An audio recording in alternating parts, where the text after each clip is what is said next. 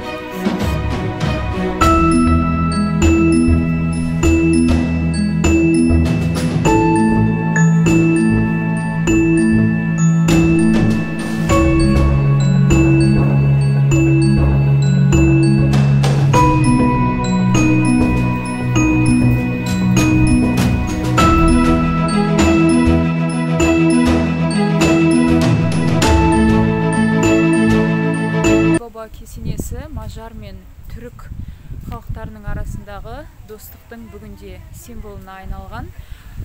Кесенені бірнеше рет жөндеуден өткізілген, бағана өздеріңіз оқып көргендей. Өте тамаша, өте бір тыныш, сондай әдемі жерлердің бірі, адам бір рухани жасап қалатын жерлердің бірі десем болады. Жерде түрік көшесі деген бар екен, түрік утса деп атайды. Және Тюрбан көшесі деген де бар екен.